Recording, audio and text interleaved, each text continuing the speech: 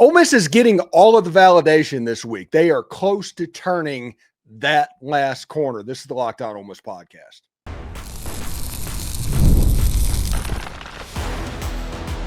You are Locked On Ole Miss, your daily podcast on the Ole Miss Rebels. Part of the Locked On Podcast Network, your team every day. Welcome to the Locked On Ole Miss podcast, the most watched Ole Miss podcast out there. I am your host, Steven Willis, a former 10-year veteran member of the national media with Yahoo Sports and a former Ole Miss staff member as well. On today's show, we're going to take a look around the SEC and we'll break down the Week 8 lines, early leans, locks that have caught my attention. Then we'll revisit the Washington State debacle, what went wrong, what needs fixing, how can Ole Miss bounce back with a tough road trip to Georgia just days away. But first, let's start with the headline story. College Gameday has selected Ole Miss and Georgia as its game. It's featuring a top 5 Ole Miss team on national television. This is exactly the type of validation that Lane Kiffin has been pushing for, and to be the national game of the week on the same weekend as the third Saturday in October or USC Notre Dame. That is massive for this program. We'll talk about all of this and more on today's Locked On Ole Miss podcast. Remember, we're free and available on all of the podcast apps and on YouTube. Thank you for making Locked On Ole Miss your first listen every day. And a special hello to the insiders and everydayers who make the show what it is. This episode is brought to you by Mazda. Like our players, we sweat every single detail because when you make every move count, pulling off the unexpected is only the beginning. Stay tuned later for highlights in this week's Moving the Game Forward. Mazda, move and be moved. So Ole Miss got selected as the game of the week, the College Gameday game. They're going to be in Athens, Georgia on Saturday. It's going to be a fantastic atmosphere. We're going to talk to Ole Miss legends. We have Todd Wade set up for Tuesday night. John Forcade is going to be a little bit later on tonight. Bill Flowers will be here as normal. We have Jake Crane that wants to talk about this game. This is the game of the week, period. It doesn't matter. And it's really cool to think about the fact that not that long ago, getting to 6 wins and getting to bowl eligibility, that was the accomplishment. That was the first goal that you hit en route to a special season. Now it's an afterthought. How many times have you heard about Ole Miss getting bowl eligible against Washington State, winning that 6th game to get to that magic number to get them to Shreveport or Memphis or Birmingham? Not at all, not one time.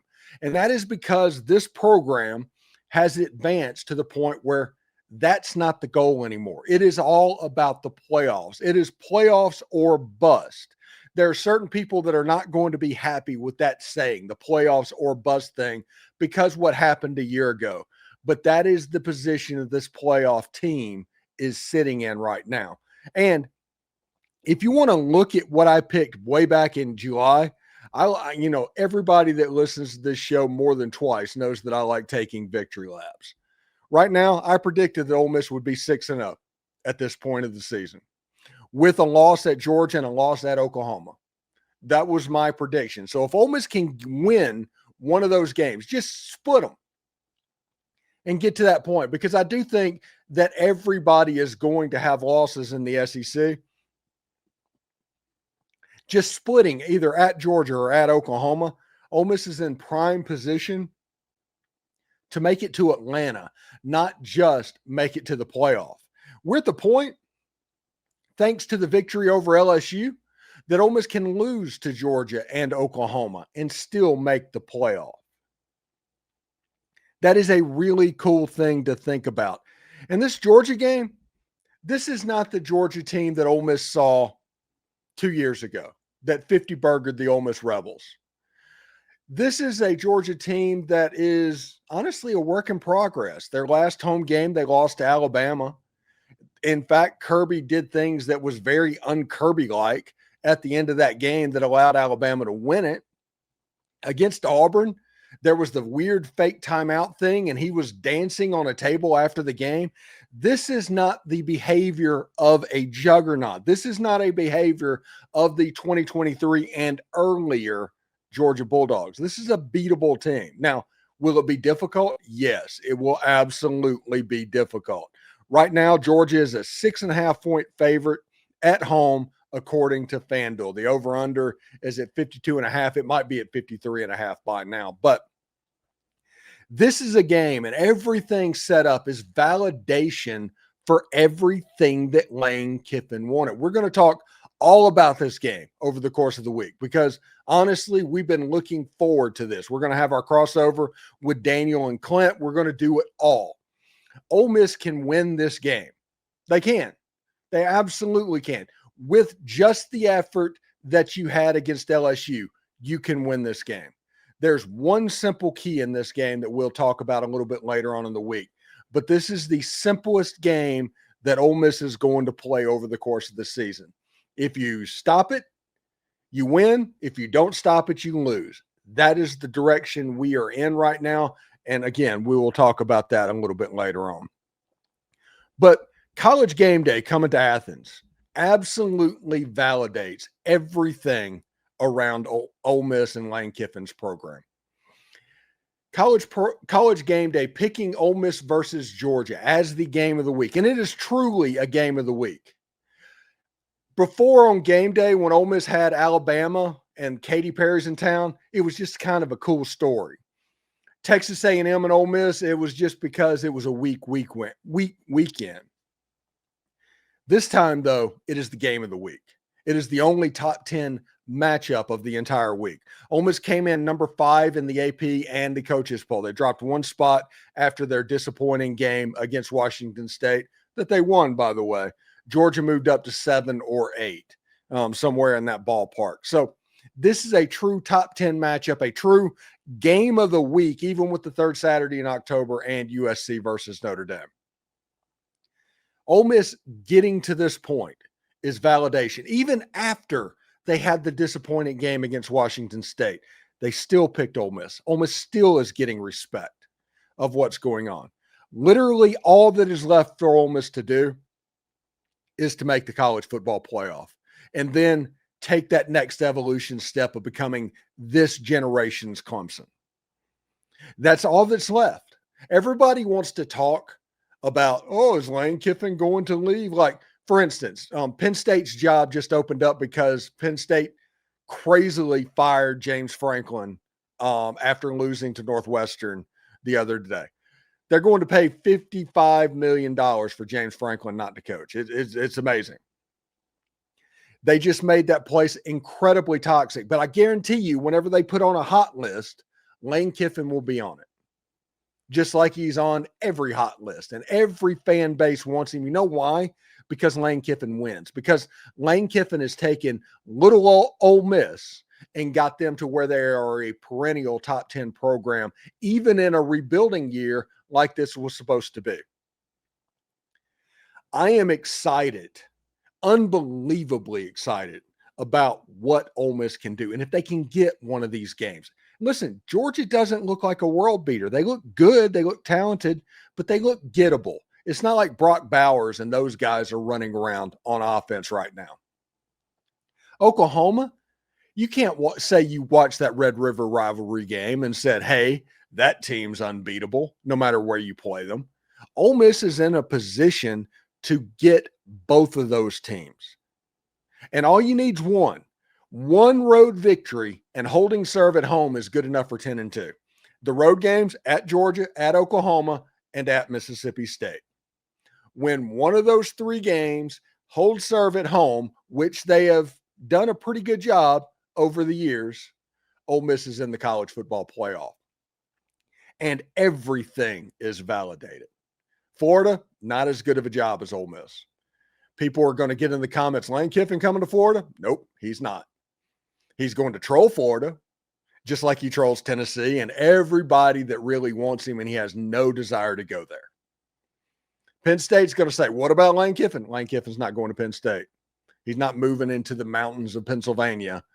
He is happy where he is.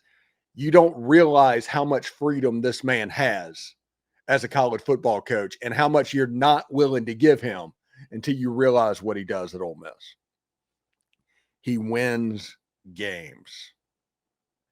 And because of that, he has Ole Miss at a position that they have not been in since the late 50s and early 60s.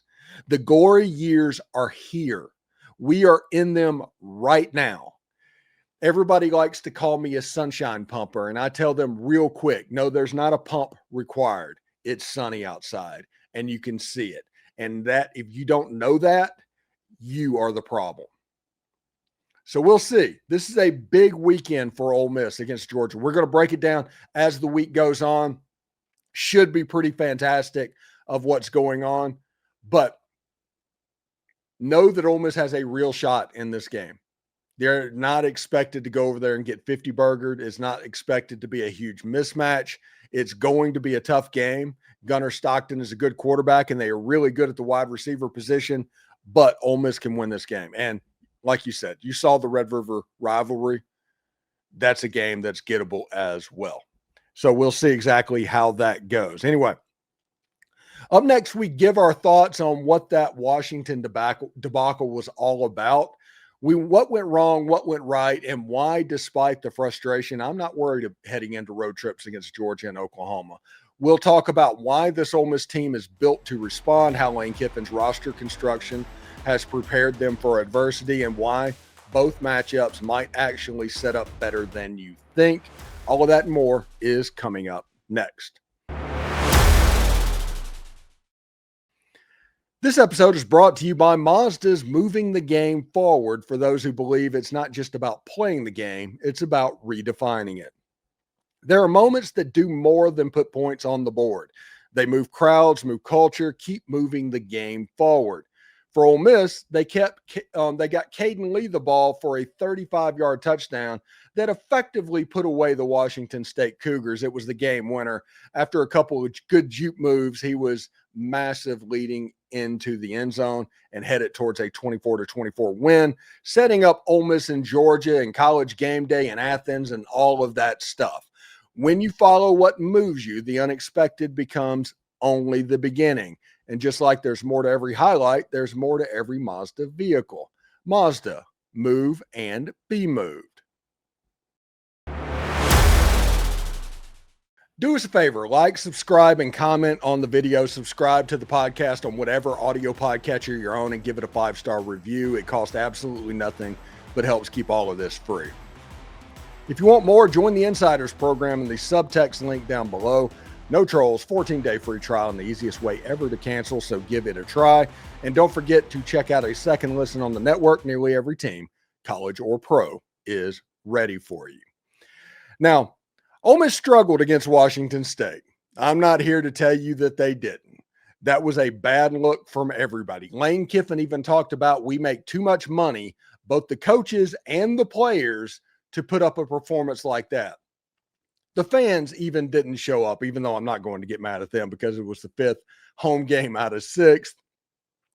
And heading into South Carolina and Florida, that place is going to be bumping there. I expect the Citadel to also be a little bit problematic for Ole Miss fans. But the fan base, everybody was focused on the Georgia Bulldogs. Everybody, including Lane Kiffin, who talked about we're going to practice the Georgia Bulldogs for 2 days this week. And I am of the opinion it's like military technology, to where you only know about 20% of what is actually there. If they said that they only practice on them 2 days, they probably did it closer to 5, if we're going to be honest about that. So the coaches weren't looking too heavily at Washington State. The players obviously weren't looking too heavily against Washington State. The fans were all looking towards Georgia. Everybody was looking towards Georgia the moment they walked off the field against the LSU Tigers. And because of that, Jimmy Rogers, who created a little bit of a dynasty at South Dakota State, he's a very good football coach. He almost destroyed Ole Miss's season. I have nothing but respect to the people from Pullman, Washington, and the Washington State Cougar fans who made the trip. They completely showed out at the game, and they were all over town. They traveled very well. Congratulations. Thank you. Nothing but respect for you, okay? But this was a game about the Jimmies and the Joes. I talked about this last week. And because of that, the Jimmies and the Joes eventually won out. Now, the X's and O's almost got there. Zevi Eckhouse and their passing game was pretty good. They hit an explosive play on a trick play early on. They hit an explosive run, which is something that you wouldn't expect as well. But I would be willing to bet that they were lack of focused MAs in both accounts. So Ole Miss won that game. They got up 2 scores in the fourth quarter, gave up one at the very end, got the 1-score win at the end of the day. But if you look at this game, it still was fairly lopsided. Ole Miss had 25 first downs to 20 for Washington State, 186 yards rushing compared to 127. That includes an explosive play for Washington State. It was probably over the course of things 70, 80 yards. Passing had 253 yards to 219 for Washington State for a total of 439 to 346. Ole Miss had a turnover in the game. It's important to know that I said this was a Jimmy's and the Joe's game, and I talked myself into analytics. It was almost like Lane Kiffin picking that 4th down. I want this to be true, so I'm going to look at this stat and let it be exactly what I think. Ole Miss going for it on that 4th and 3 was dumb. Me going from picking a 35-17 score to picking a 48-17 score was also dumb. I shouldn't trust analytics. I apologize for that. But Washington State performed really well. Now, at the end of the day, I'm just flushing this because, as I mentioned a little bit earlier on, the whole fan base was talking about Georgia, which means everybody that was talking to the players were talking about Georgia. The coaching staff was talking about Georgia. The network TV, everybody around the program was talking about Georgia. Nobody was talking about Washington State. And because of that, you got that performance. I honestly, it wouldn't surprise me at all if I found out that, Georgia was a focal point of the service team each and every day of practice. We did no work on Washington State. We ran these couple of plays that we thought would be pretty good. We didn't think Washington State would be able to adjust, and it was going to be a blowout. I would honestly not be surprised if that was told to me. And Ole Miss won the game, okay? That's the important part about this. Ole Miss won the game. So if Lane Kiffin thought, hey, we can get by Washington State without practicing, well, Ole Miss got by Washington State. So it's mission accomplished. It just wasn't necessarily the most pretty thing in the world. So we'll see exactly what it looks like when they get to Georgia and Athens. With College Gameday being in town, it's not going to be a problem at all to get people completely locked in and focused for this game. This will be the biggest game that Trinidad Chambliss has ever played. This is going to be the biggest game that Wyatt Williams has probably ever played. Heck, it's going to be the biggest game that people like William Eccles and Cam Franklin that's ever played on the field. They might have been on the team, but they're on the field right now. So the first rule that you hope for is that they don't freak out emotionally.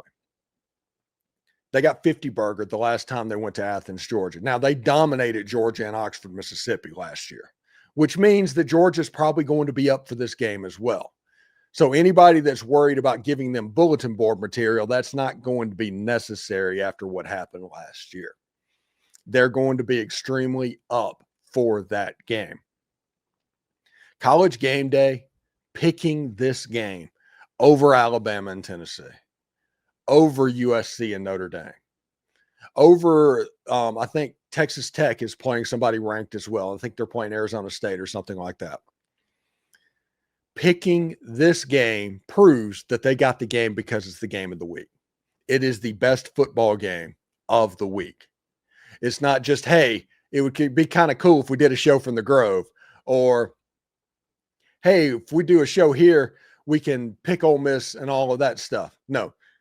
Like we said in the first segment, this is validation that Lane Kiffin has gotten this program to a point where they want it to be. To a point where they're just a dominant football program that doesn't care about bowl eligibility. They are a playoffs or bust program. That isn't anything to be ashamed of. It is just the truth. And I'm pretty excited to see exactly what Ole Miss can do about that. Coming up in our final segment, we're taking a look at this week's leans and locks across the SEC, where things stand right now. We'll break down the FanDuel lines, matchups that stand out early, and the games that could shake up the standings. Which favorites look safe, which underdogs have real value, and where Ole Miss fits into all of it. All of that is coming up next. You know, the NFL season is here, and FanDuel has an offer you do not want to miss. Right now, new customers can bet just $5 and get $300 in bonus bets if you win. That's right. Pick a bet, put down $5, and if that bet hits, you'll unlock $300 in bonus bets to use across the app. I love how FanDuel gives me so many different ways to play. I've built parlays. I've tried player props. I've even followed some live lines during the game. It makes watching football even more exciting when you have a little bit something riding on the action. Whether you're a casual fan or love diving into the stats, FanDuel makes the game day experience so much better. So what are you waiting for? Visit FanDuel.com and download the FanDuel app today and get started. You know, most people can't name all of their financial accounts or even what they're worth, whether it's 401ks, properties, or investments. And when you don't have the full picture, you can end up leaving money on the table.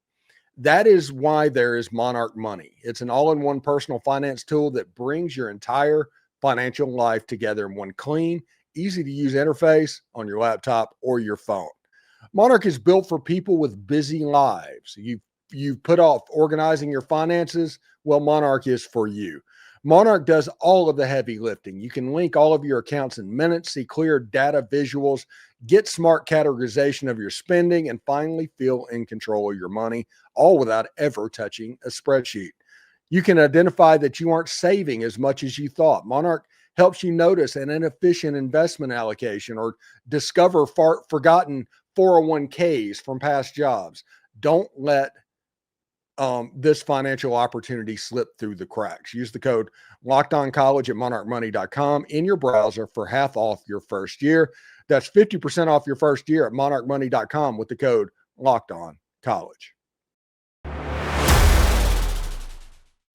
All right, an interesting lineup this week for the SEC. We talked about how there's been a couple of dud lineups. There might be some weird stuff that happens because there's no such thing as a dud lineup. But after Ole Miss played LSU that week where several big games were on the menu, it just went down and it went down. Well, this week appears to be a pretty major week.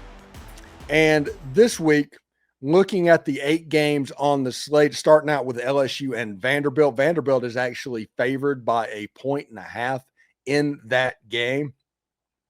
That's interesting to me. It just is. It is interesting to me. Because if LSU can't get any offense going, if they can't get turnovers in the game that create short fields, Vanderbilt is going to be difficult to play. The game is in Nashville. They're going to be extremely jazzed up. They played pretty well against Alabama, but I imagine Clark Lee is going to have Vanderbilt ready to go. If LSU gets past this game, hey, everything kind of settles a little bit for the Bayou Bengals. But if Vanderbilt can win this game, all of a sudden you have to talk about Vanderbilt in the playoff all over again. And it will be quite funny to see exactly what happens. Oklahoma is at South Carolina. Oklahoma is a 5.5 point favorite at South Carolina. The game is on 12:45 Eastern time on the SEC network. If you look at Oklahoma, they did not look good in the River rivalry. They just didn't. They looked pretty bad. South Carolina did not look good in their game at Tiger Stadium. This is a match between two teams that have not looked good this season. Or not this season, but the last week. These two teams getting together, whichever one gets right is going to likely win this game. I would prefer if Oklahoma would not get right, at least for a couple of weeks. You can get right about the Tennessee game whenever you're playing in Neyland Stadium. But Ole Miss needs to win 1 of 3 road games for the playoffs to become there. You know, you hold serve at home, you win 1 out of 3 on the road, and you guaranteed 10-2. So we'll see exactly how that goes. Oklahoma got blown out in Norman by South Carolina a year ago, And Shane Beamer has Oklahoma ties as well, so we'll see exactly what that looks like. Texas A&M's at Arkansas. This is Bobby Petrino, I think, first home game or something like that. The game's on 3:30 p.m. Eastern time on ESPN, same time as the Ole Miss Georgia game. Listen, it's one of those things that Bobby Petrino is going to get somebody this year. It's just going to happen. I don't know who it's going to be. And I don't mean like Mississippi State. I think they're going to beat Mississippi State. But they're going to get somebody that they're not supposed to get, whether it's LSU or whether it's somebody like that. One of the bigger programs for Arkansas is going to get it, and it might be Texas A&M. Texas A&M is favored by 7.5 points. They've looked really good, and they have looked really good. But now that they have to go on the road, you have Arkansas, you have LSU, you have Missouri or something like that, it's going to get much more difficult for Texas A&M. Ole Miss is at Georgia. Georgia's favored by 6.5 points. This is a game that Ole Miss can win. This is a game that Ole Miss can lose. This is a game where the outcome is not decided before the game kicks off, which really the only other time that that's happened this season for Ole Miss was the LSU game. Ole Miss came out pretty good, and you get to play the underdog card for likely the only time this season. If you are wanting to play some disrespect or anything like that, remember Georgia put 50 on Ole Miss in 2023. Ole Miss's coaches, Ole Miss's players, and Ole Miss's fan base are going to be unbelievably jazzed for this game because this is a game that they think they can win. You saw Kirby celebrating on the medical table, dancing. This was not the behavior of a juggernaut. This was not the behavior of a 2023 Georgia coach. This is the behavior of somebody that felt like he stole a win at Jordan-Hare Stadium after he lost to the Alabama Crimson Tide, that he's excited. So Ole Miss has a real chance to get there. They need to start pretty well, and they need to take care of the football as well. Mississippi State's at Florida. Florida is favored by 9.5 points. Florida has looked better. They have looked better, but that's a lot of points for a team that is officially on quit watch. If Ole Miss or if Mississippi State beat Florida, I think you would see Billy Napier get canned. I think that's an inevitability at this point anyway, but we'll see exactly how that goes. Texas is a 12.5 point favorite at Kentucky. Kentucky is garbage. 7:00 p.m. Eastern time on ESPN. Texas has not been a juggernaut offensively, and Kentucky's pretty good defensively, but the problem lies with the fact that Kentucky is terrible offensively and Texas is really good defensively. So this is a game that Texas could win like 13-3 or something like that. I'm curious to see exactly how it goes, but I think Texas is going to lose to somebody that we're not expecting. I just think that somebody that we don't expect is going to get them. And this is kind of an opportunity for that to happen. It all depends on if there's a pick six, if there's a punt return for touchdown. If any of that happens, there's a real chance for the Kentucky Wildcats. Tennessee's at Alabama. Alabama's favored by 8.5 points. The game's on ABC at 7:30 p.m. Eastern time. Tennessee has gotten to the point where they win this game in Knoxville, but they're still not winning the game in Bryant-Denny Stadium down in Tuscaloosa. I think it's going to be a little bit of a shootout. I'm curious to see exactly what it would look like. But Alabama, they're going for their fourth straight ranked victory. They beat Georgia. They beat Vanderbilt. They beat Missouri. Now you get Tennessee as part of this juggernaut stadium or schedule for the Alabama Crimson Tide. If Tennessee can pull off the upset, Alabama has 2 losses on the season. Alabama wins the game. Tennessee has 2 losses on the season. The loser of this game gets desperate really, really quick. So that's going to be fun to see. And then there's the Missouri Tigers at the Auburn Tigers. Auburn's actually favored by 1.5 points. Auburn's on quit watch. After the Georgia game, they are on absolute quit watch. And a loss to Missouri could result in Hugh Freeze getting let go. Auburn could be a little bit of a dumpster fire down on the plains. Games at 7:45 p.m. Eastern time on the SEC network. I am kind of curious to see exactly how that will look on the Plains. Now, thank you so much for making Locked On Ole Miss your go-to source for Ole Miss sports. We pride ourselves on offering the most comprehensive perspectives, which is why we are the front door of Ole Miss. Don't forget to subscribe, like, and comment. It helps the show, and it's absolutely free. Your support means the world to us. In another big moment on Locked On, college football fans Locked On and Fire TV are presenting College Football Kickoff, your ultimate college football weekly preview show. Drake Toll of Locked On Big 12 leads the conversation alongside two-time AP Coach of the Year Gary Patterson, former college star Jesse Holley, and Locked On's panel of local experts. A college football preview only Locked On can do. Catch College Football Kickoff every Thursday throughout the season, only on Fire TV. You can catch me likely on it this week with Ole Miss playing Georgia. Hotty toddy, everybody. And remember, analytics is just the old English word that means bad football. We'll see you tomorrow.